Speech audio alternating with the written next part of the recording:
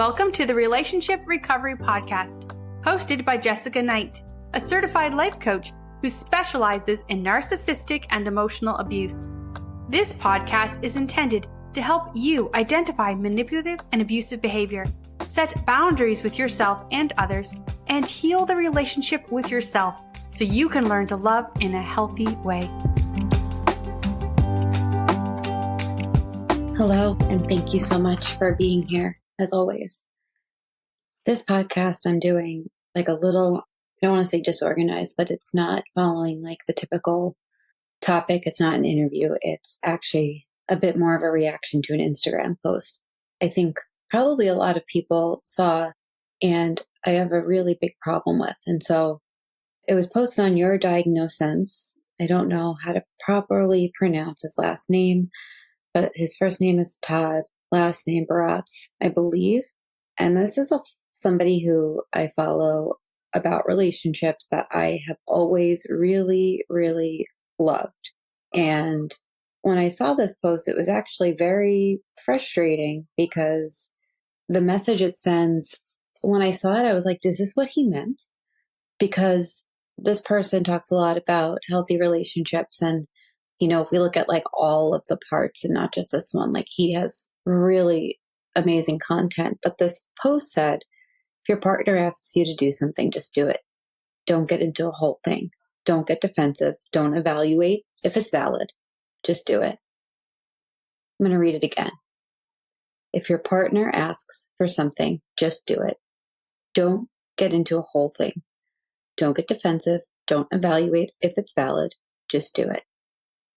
I really think that this is a really tough message to send. I think it's a tough thing to put on social media where you see this little bit and not enough context. And then my first thought was how dangerous this could be for people in abusive relationships to get into a habit of just doing what their partner says because they said it. And now I'm definitely not in the camp of arguing about everything that a partner says, right? So for me, if say my partner is like, I'd really appreciate if you could come to this thing with me, that's probably all they need to say to get me to go. Or if it's like, hey, I can't even think about a need that I would like necessarily say no to, but like, I'm not somebody who typically argues about the intent around like why they asked for what they asked. If I can do it, I'll do it. And if I can't, I sort of expect like the same respect going back to me of, oh, she can't, and that's okay. But basically this message says that you should ignore why you're being asked to do something to avoid defensiveness and blame and get out of this trap or this cycle. And basically that if like the person we love wants something for us, we should do the best to give it. Now, in abusive relationships, it's really hard to understand a lot of times if this is in violation of our safety or not. It is really hard to understand if we are being gaslit.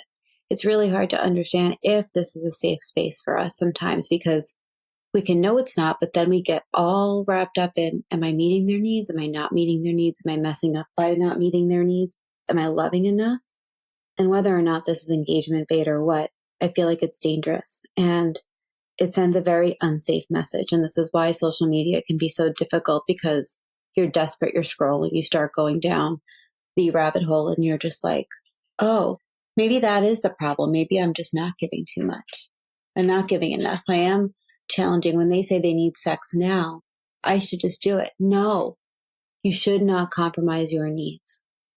And, you know, if your partner asks you to meet a need that doesn't violate your safety, doesn't violate your boundaries, you can be accommodating. And if you can't, it would be important to begin to like explore why.